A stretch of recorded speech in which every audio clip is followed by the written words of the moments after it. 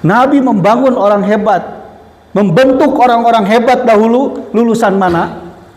Lulusan Masjid Nabawi. Abu Bakar, Umar, Utsman, Ali, pemimpin dunia.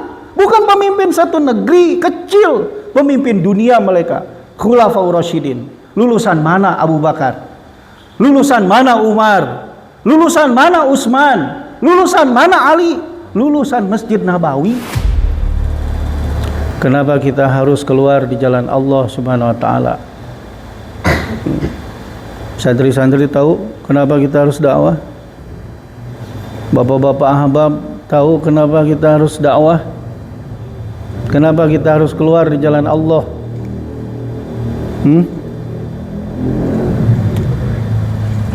Ada yang tahu? Hadirin sekalian yang mulia, Hadraji Maulana Sa'ad mengatakan, kenapa kita harus dakwah? Dakwah ini adalah jalan untuk kita mendatangkan agama secara sempurna ke dalam kehidupan kita. Ini maksud kita dakwah. Allah berfirman, ya ayyuhalladzina amanu dkhulu fi silmi kafah. Setiap orang beriman diperintahkan oleh Allah untuk masuk ke dalam Islam secara keseluruhan. Ya. Partikel Islam secara keseluruhan itu apa saja? Imaniyah, ubudiyah, muamalah, muasarah, akhlak. Ya, hadirin. Dakwah khuruj, keluar di jalan Allah, ini untuk mendatangkan itu semua. Jadi kalau dakwah, kata Hadraji, dikhususkan kepada sebagian orang saja, ini tidak adil. Orang mengatakan dakwah untuk ulama. Kenapa orang-orang bodoh dakwah? Hadirin sekalian yang mulia. Padahal dakwah itu, Pak, maksudnya bukan ditujukan kepada orang lain, bukan.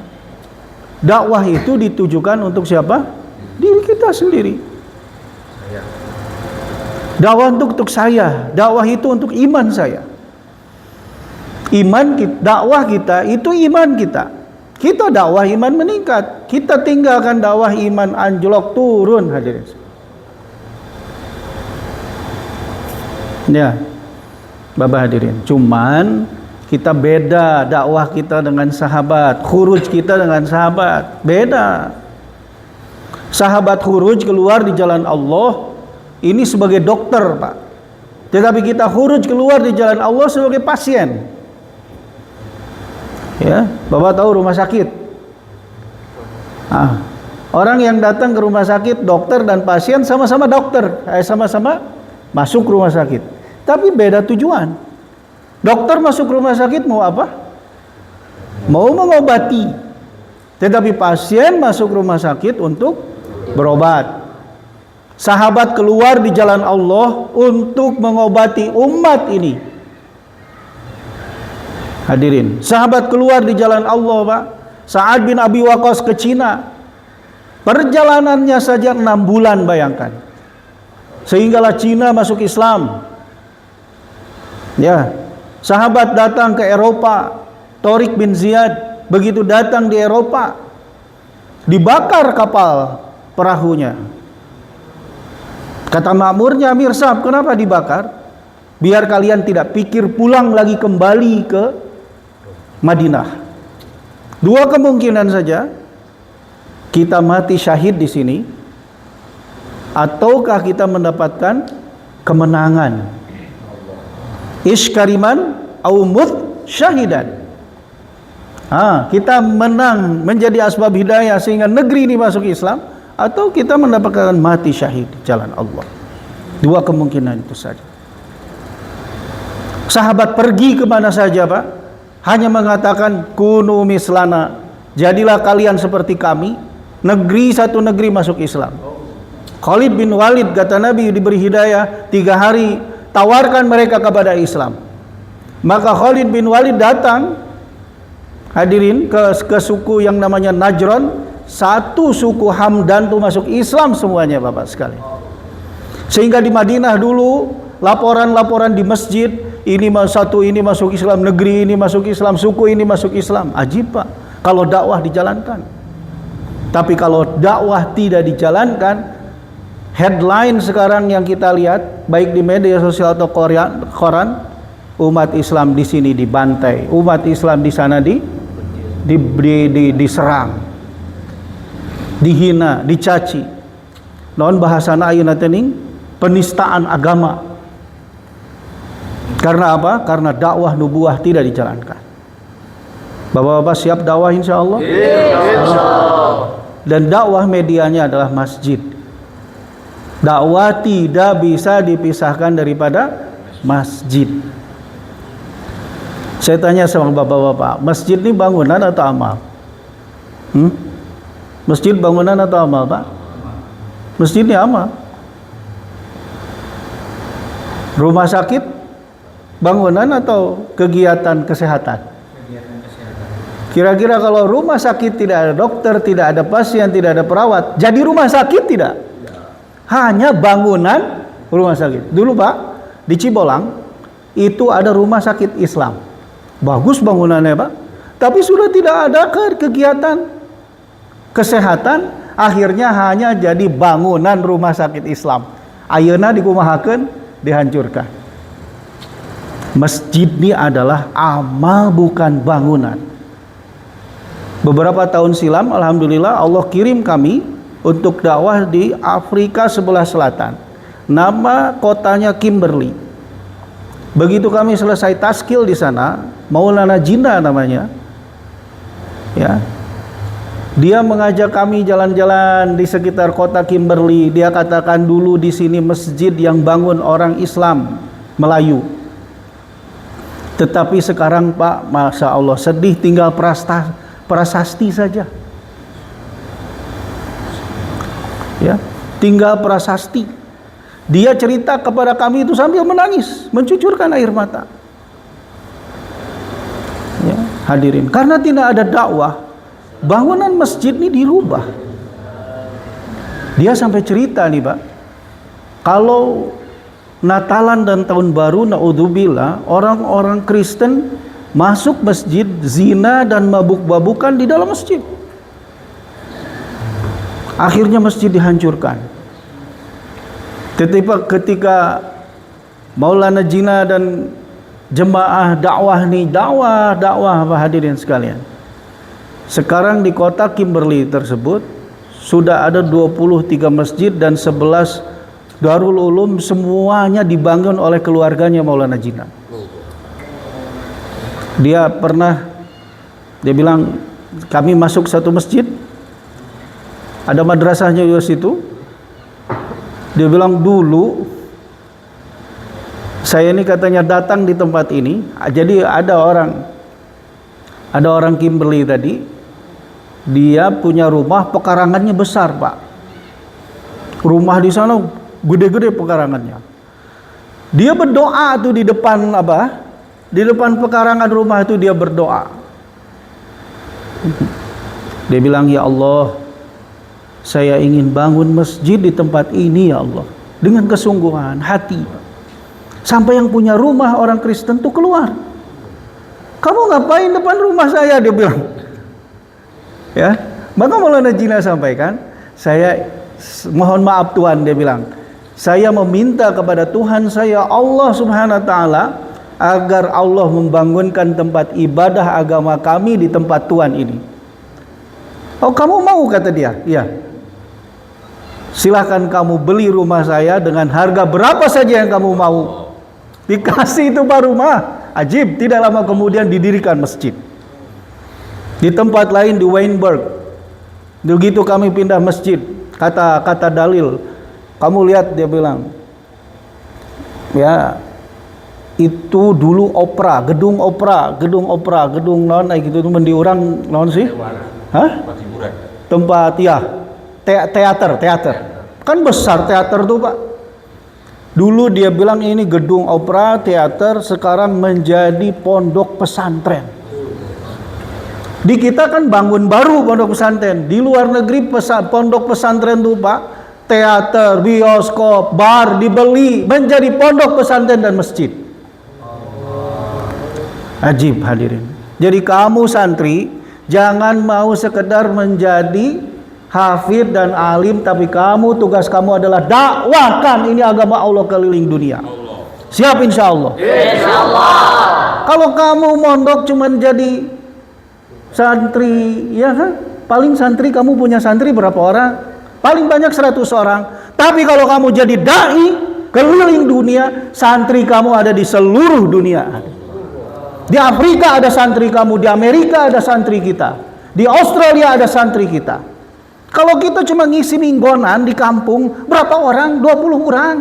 Tapi kalau kita datang ke Amerika, yang dengar bayan kita ribuan, ratusan. Dan nanti di akhirat mereka akan menjadi saksi. Ya Allah benar, dia pernah datang ke negara saya untuk dakwahkan agama Allah. Begitu, siap insya Allah. Begitu kita sampai di masjidnya Pak, di Weinberg, saya bilang ke Rehbar, ke Dalil, kok ini kayak gereja masjid nih. Ini nggak salah tempat. Saya bilang enggak misap, ini masjidnya. Macam masih gereja Pak. Ternyata itu di seberang masjid orang kaya India. Dibeli gereja, udah nggak laku di sana gereja, dibeli dijadikan masjid. Jadi kalau dakwah nubuwah dijalankan, masjid nih hadirin, amal agama dimuncul. Tapi naudzubillah kalau dakwah ini tidak dijalankan, masjid akan berubah fungsi. Siap dakwah Pak, insya Allah. Siap khuruj. Ya mangokok di Cicurug, di Ciambar, aduh, hadirin. Bawa duit kita, harta kita keliling dunia, dakwahkan agama Allah. Injak-injak tuh bumi. Kata Allah, wahai hambaku, bumi ini luas. Bukan cuma Cicurug. Aduh. Bukan cuma Indonesia, bumi ini luas. Gitu. Saya bukan orang punya duit, Pak, nggak ada. Tapi Allah hantar kita nih untuk nginjek negeri-negeri orang. Ajib. Di Afrika kita dakwah, hadirin, 7 orang masuk Islam. Kita dakwah di Johannesburg, keliling kota Johannesburg, orang ateis panggil, orang hitam, black people. Dia bilang, who are you? Siapa kalian? Kita jawab, kami orang Indonesia, orang Islam. Apa maksud kamu datang ke sini? Dia bilang, kita jawab, kita mau ketemu saudara Muslim yang ada di sini di Afrika. Ini ada purpose, dibilang. Ada nggak maksud lain? Meren bisi rek dagang, bisi rek naon Pak? Hah? Kita bilang tidak ada, itu saja tujuan kita. Kamu datang jauh dari Indonesia ke sini hanya untuk ketemu saudara Muslim kamu. Lu mana notabene kita nggak pernah kenal dengan saudara Muslim di sana Pak. Ajib, kita nggak pernah kenal dengan orang sana. Tetapi begitu di bandara sudah ada orang-orang berjenggot, bersorban yang langsung manggil kita, Indonesian Jemaat. Yes, langsung dipeluk Bapak hadirin. Padahal waktu itu waktu rame-rame Covid, batur mah nyara rumput sieun, kita mah keliling Pak, dakwah nih agama Allah teu sieun. Ai tapi kaditu kerame-ramena Covid naon cenah nu kadua teh ti mana naon Omikronnya naon dengan jenis teh panti Afrika rame di urang makasieun di ditu teh sing nama rarake ieu ceteu urang mah dibohongan ieu mah ieu nu kuduna jaga jarak dipeluk atuh hadirin. Ajibna nih dakwah Pak, ajibnya nih amal agama. Kita nggak kenal nggak apa, begitu datang langsung dipeluk. Da jeung tetangga urang can pernah betul pelukan sok tah Bapak. Jeung keluarga coba panggil lila teu pernah pelukan. Iya Pak, dakwah mah can pernah ketemu, tidak kenal, jemput kita di bandara. Ditanya lagi mau makan apa? Allah. Itu hadirin, siap jadi insya Allah. Nggak ada kesusahan dakwah, nggak ada. Innamal yusri yusra. Di balik kesusahan ada kemudahan. Tapi kata Masyai, kesusahannya dikit, kemudahannya banyak. Ya Pak? Kesusahannya dikit saja, Pak. Tapi kemudahannya, kenikmatannya banyak. Hadirin sekalian, akhirnya tuh orang tanya, apakah untuk itu kamu datang? Iya.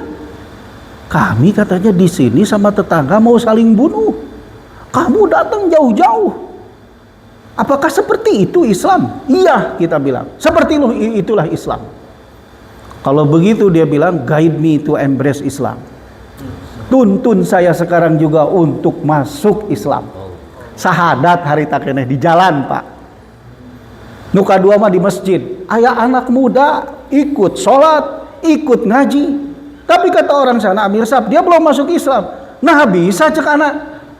Can masuk Islam, milu sholat, milu ngaji. Ibunya katanya nggak ngasih. Kita datangi Pak ibunya. Kata ibunya, silahkan masukkan anak saya kepada agama kamu Islam. Woi, tambah di mandian, Pak. Di mandian, di wuduan, di sahadatan, di masjid. Masya Allah. Merinding saya tuh. Ustadz Nur waktu itu ulama dari mana? Dari Jampang. Nung Islam kenage. Ulama ti Jampang, Pak, ti Lemur. Allahu Akbar. Ya ulama kondang tuh pernah kemana-mana.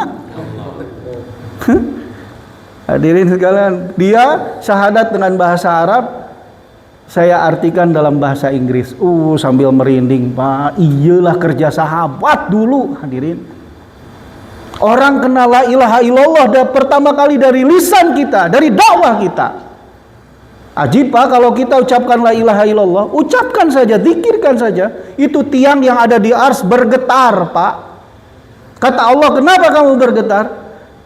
Ya Allah, karena engkau belum mengampuni orang yang mengucapkan la ilaha illallah. Kata Allah, diam kamu, saya ampuni semua dosa-dosa dia. Eta didikirkan, kumaha mun didakwakeun la ilaha illallah na. Kumaha mun urang maot keur ngdakwakeun la ilaha illallah. Hayang maot kerja di mutakalim teu, Pak? Orang nanti mengucapkan la ilaha illallah biasa. Man akhiru kalamihi la ilaha illallah dakhalal jannah, kata Nabi. Orang yang akhir ucapannya la ilaha illallah sebelum matinya, maka wajib bagi dia surga. Orang yang mati mengucapkan la ilaha illallah biasa. Tapi kalau orang mati sedang mendakwahkan la ilaha illallah, luar biasa. Kerja di mutakalim jauhlah. Bapak alhamdulillah tiasa ditepangkeun ku Allah, abdi sejak silaturahim. Urang dipersaudarakeun ku kalimah la ilaha illallah, kerles mawat, Pak. Eta nu keren mah kematian teh. Cek Nabi, hadirin sekalian, you will die the way you live, bahasa Jampang nama gitu. Kamu akan mati sesuai dengan kebiasaan hidup kamu. Sok tanya ka dari urang sorangan, kebiasaan hidup urang naon? Keur kitu ke urang naon. Maka sibukkan dalam dakwah, siap? Insyaallah. Matak mun ceuk Amir Syah siap mutakalim, istiqbal mir anama ditanya lagi siap mutakalim, istiqbal jawabanna pun teu nyambung. Mudakir mah leuheung aya gawena dikir, ya istiqbal bengong hungkul. Hadirin, siap insyaallah? Insyaallah. Ya, jadi Bapak-bapak, kita makmurkan masjid. Muludan teh, Pak, gaung muludan di mana-mana ngebahas kisah Nabi, sunnah Nabi, tetapi kenapa nggak dibahas kumaha cara Nabi ngamakmurkan masjid? Aslina pan iya, Pak, Nabi tidak bisa dipisahkan dari masjid. Nabi membangun orang hebat, membentuk orang-orang hebat dahulu. Lulusan mana? Lulusan Masjid Nabawi. Abu Bakar, Umar, Utsman, Ali, pemimpin dunia. Bukan pemimpin satu negeri kecil, pemimpin dunia mereka. Khulafaur Rasyidin. Lulusan mana Abu Bakar? Lulusan mana Umar? Lulusan mana Utsman? Lulusan mana Ali? Lulusan Masjid Nabawi. Ai pemimpin ayeuna tara ka masjid coba. Rek kumaha bener ieu. Pemimpin orang-orang dulu itu lulusan masjid semua. Dibentuk, dididik oleh Nabi SAW di masjid. Nabi is the best teacher, sahabat is the best student, masjid is the best place in the world. Guruna terbaik saha? Rasulullah. Muridna terbaik saha? Para sahabat. Tempat terbaik di masjid dididikna Pak. Maka mereka menjadi orang-orang terhebat di dunia. Moal aya deui Pak nepi ka mana? Nepi ke akhir kiamat orang seperti Abu Bakar, orang seperti Umar, orang seperti Utsman dan Ali radhiyallahu anhum gak akan pernah ada lagi. Di mana Nabi mendidik mereka? Di masjid. Dengan amal apa? Dakwah ilallah, ta'lim wa ta'lum, dzikir, ibadah dan juga khidmat. Maka huruj teh Pak ieu opat ieu. Make kudu jadi pertanyaan nu keneh wae. Kunaon cenanya kudu haruruj teh? Ninggalkeun anak pamajikan, ninggalkeun kampung halaman. Kitu pan pertanyaan klasik lah. Cik Pak upami kapungkur sahabat teu haruruj teu ninggalkeun Mekah Madinah, teu ninggalkeun anak pamajikan nepi moal agama ke Indonesia. Sangkaling di Indonesia Pak aya 2 makbaroh makam sahabat di Pulau Barus Sumatera. Tah eta cikal bakal Islam di Indonesia. 2 orang sahabat dongkap ka dieu. Kira-kira ninggalkeun Mekah Madinah teu? Ninggalkeun anak pamajikan keluarga teu? Atuh kunaon make jadi omongan ayeuna? Meuni berat 3 poe oge ninggalkeun kampung. Padahal keutamaan salat, keutamaan di Mekah berapa? 100.000, di Madinah berapa? 50.000. Tapi kenapa keutamaan itu ditinggalkan oleh sahabat untuk dakwahkan agama Allah? Karena keluar di jalan Allah 700.000 kali lipat. Batak tong sokopet lamun udunan cek Amir korban 10.000 Pak Haji Agus mah nya henteu nya Pak Agus. Mantu atuh Pak Haji Agus nya. Tong disaruakeun atuh. 700.000 kali lipat. Maka Abdurrahman bin Auf hadirin, apabila khuruj keluar di jalan Allah, unta ribuan semua dikeluarkan. Jadi lamun khuruj mobil terbaik kita yang dikeluarin. Baju terbaik, harta terbaik gitu. Ieu mah disimpen duit di imah saeutik we di bawah khuruj mah. Mobil nu di bawah khuruj mah nu kira-kira mun leungit teu nyeri hate. Gitu. Da Alphard mawon moal dibawa. Justru hadirin yang dikeluarkan tuh yang terbaik. Sehingga nanti jadi saksi di akhirat. Siap insyaallah Pak? Insyaallah. Masya Allah. Jadi bapak-bapak insyaallah kita akan menghadapi hajat besar Tabligh Akbar Indonesia berdoa. Di mana nih? Di Lampung Selatan Kota Baru. Ya, jadi bapak-bapak kami undang semua untuk hadir di sana. Disiapkan bus gratis ke Pak Haji Agus. Betul tuh Pak Haji. Nah, itu Pak sekarang di mana? Di Jakarta mereka sudah berlomba-lomba. Satu halakah Kebayoran Baru, halakahnya Pak Haji Dede Daud, satu halakah 6 bis. Satu bis 60 orang. 60 kali 6 sudah tersedia 360 seat dan semuanya free gretong gratis. Jadi ini waktunya berkorban. Tong ieu mah nyaah dipake ijtimah duit teh. Allah. Tidak. Kami memberangkatkan 1 bis kemarin Bayan Hidayah. Bis kedua berangkat. Nu terakhir mah Kol Mini dengan saeutik haji gitu ibu lobaan mah bus gede. Hadirin sekalian, semua diberangkatkan keluar di jalan Allah. Dan bapak-bapak niat semua untuk keluar 4 bulan. Siap? Insyaallah. Pak Haji Agus siap tuh? Insyaallah. Nah, gitu dong, 4 bulan. Pak Haji semua siap 4 bulan ya? Insyaallah. Ya, kunaon sih cenah kudu 4 bulan? Nah, kunaon coba kudu 4 bulan, Pak? Hah? Ah, nya kunaon kudu 4 bulan. Eta bayi orok ditiupkeun ruh dina naon? Dina rahim 40 hari naon cenah? 40 hari segumpal darah. 40 hari kedua segumpal daging. 40 hari ketiga Pak itu dibentuk oleh Allah, terbentuk tuh. Ya kan? Setelah terbentuk ditiupkan ruh si bayi tadi Pak.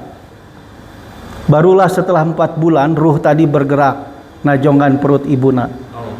Sudah hidup tuh. Jadi hidupnya agama di dalam diri seseorang, hidupnya jazbah dakwah ketika dia sudah korban 4 bulan di jalan Allah. Pak, saya bukan ustadz, gak pernah mondok. Ya, saya mah Pak mondok lagi di pinggir jalan baheula di Liming. Tukang nako bedug Pak, pemain drum saya mah. Mata hampura we Bapak mun saya nyarita beledak-beledug. Ada baheula ge tukang bebeledugan gitu Ustaz. Itu Pak saya sebelum 4 bulan. Dulu saya ikut dakwah nih ketika masih kuliah. Belum 4 bulan. Padahal ketika kuliah keluar 40 hari itu setiap tahun. Sudah 40 hari 4 kali. Manggung keneh Pak, genre nage underground. Aslina eta geus 40 hari 4 kali. Acuk Ustad Banjar teh kumaha mun dicicil cenah kitu tadi ge. Ya mah 40 harinya dicicil gitu tah. Jadi 4 bulan teh. Teu jadi henteu. Begitu lulus keluar kuliah langsung 4 bulan eureun Pak. Siapa yang beri kekuatan? Allah. Setelah kita korban di jalan Allah 4 bulan nih Masya Allah. Ada dalilnya? Ada. Naon surat At-Taubah teh ayat pertama Ustaz? Tah. Da abdi mah sanes Ustaz teh maka dalilna ge naros. Naon hartosna Ustaz? Maka berkelanalah kalian di atas permukaan bumi selama 4 bulan. Tuh, aya dalilna. Maka berkelanalah kalian di muka bumi ini selama 4 bulan, lain 40 hari. Campang ah. Kira-kira eta orok Pak sampai meh 4 bulan tiasa teu di WSG. Teu katingali lalaki awewe ieu teh. Can 4 bulan mah. Tah bapak ge can 4 bulan teh ieu lalaki awewe teh. Jantan teh ye. Pria sejati itu bukan anu ngudud, lain anu berani keluar 4 bulan di jalan Allah. Apa sih hesena naon sih keluar 4 bulan Pak? Genah riang gembira nu aya Bapak sekalian. Apa Haji Agus mah tong di dieu kaluarna di mana nya? Oh tuh kok itu ke Amerika, Kanada. Pak Haji Agus awal Desember hadraji setelah dari Lampung ini ada ijtima di Aussie, Australia. Ya kan? Sebentar ti Jampang eta teh nyebrang ka ditu Australia teh. Eta ti ujung genteng nyebrang ka ditu Australia mah. Deket deh. Hadirin sekalian. Siap Bapak-bapak hadir di sana? Ya Pak ya. Jadi kita jangan kalah oleh Amerika. Chicago kemarin sudah adakan ijtima. Apa kesuksesan mereka? 2 orang penanggung jawab Amerika setelah diputus oleh hadraji kapan tanggal ijtima, 1 tahun mereka bergerak di Amerika. Gak pulang-pulang mengilankan ini ijtima. Hadir mereka Pak di gedung yang mewah disewa. Pan ari ijtima Amerika mah lain juga orang tina awi make lain. Terpalahin gedung keren disewa, masuknya tiketnya $50, tapi orang berbondong-bondong datang ke sana. Ada orang berkorban 1 tahun keliling. Cik atuh orang mah keliling tadi mana di Ci Curug atuh di Benda. Ieu marek ijtima harga target 5 juta, 15.000 4 bulan cicing keneh di imah kumaha. Target rek terbentuk. Satu kisah sahabat saya sampaikan kemarin bayan di markas. Saudara kita dari Bangka. Sahaceuna sahabatna teh Abu Haitsamah. Abu Haitsamah baru pulang khuruj 6 bulan. Sabaraha cenah? 6 bulan. Khurujna teh. Ya, maka Bapak pulang ke Madinah, Madinah sepi. Nabi tidak ada, sahabat tidak ada. Hadirin sekalian, yang tersisa orang-orang uzur, pikun, orang-orang tua sakit. Maka ini Abu siapa? Haitsamah punya istri 2, seperti Pak Haji. Istrinya 2. Ieu geus istiqbal, Pak. Istrina geus istiqbal, dihijikeun apa haji macam dihijikeun. Ya wis dihijikeun ya, gitu. Anak-anaknya sudah istiqbal. Kata Abu Haitsamah nanya kepada istrinya, "Kemana Nabi dengan sahabat? Kenapa Madinah sepi?" Maka istrinya mengatakan, "Nabi sudah pergi ke Tabuk." Nabi sudah pergi kemana? Ke Tabuk dengan sahabat. Kata Abu Haitsamah yang baru pulang huruj 6 bulan, "Kalau begitu saya harus pergi ke sana." Kata istrinya, "Jangan atuh bang, abang kan 6 bulan nih meninggalkan kami. Pulang dulu lah bang, tengok dulu lah rumah keluarga." Tidak adil wahai istriku. Nabi dengan sahabat, mereka sudah berjuang di jalan Allah. Masa saya harus bersenang-senang dengan kalian di rumah? Bapak, masyaikh kita sudah bergerak untuk Ijtima Indonesia. Suro kita sudah bergerak untuk Ijtima Indonesia. Penanggung jawab Provinsi AMP sudah bergerak untuk Ijtima Indonesia. Penanggung jawab Markas Salako sudah bergerak. Masa kita masih tinggal di rumah? Ya, maka Abu Susaimah mau langsung pergi, kata istrinya, "Bang, atuh kecup dulu kening anak-anakmu, mereka rindu, kangen, ingin ketemu bapaknya sudah 6 bulan. Dia bilang nggak bisa, nggak adil, Nabi sudah pergi. Kalau begitu permintaan terakhir bang, izinkan saya, katanya, mengusap ngabersihan etalah dampal non, dampal kaki. Dia bilang juga nggak bisa, saya harus pacu kuda saya. Dipacu kudanya pak, sehingga non gitu teh, kepulan asap mengepul ke atas. Nabi mengatakan berharap mudah-mudahan ini Abu Haitsamah radhiyallahu anhu. Betul Pak. Abu Haitsamah menghadap kepada Nabi. Alhamdulillah, kata Nabi sallallahu alaihi wasallam, hampir saja kamu wala tulkum bi aidikum ila tahluka, hampir saja kamu menjerumuskan diri kamu kepada kebinasaan. Eta teh karak balik huruj genep bulan, hampir kamu menjerumuskan kepada kebinasaan. Ieu mah teh huruj teu kaluar, ribatur geus kaluar.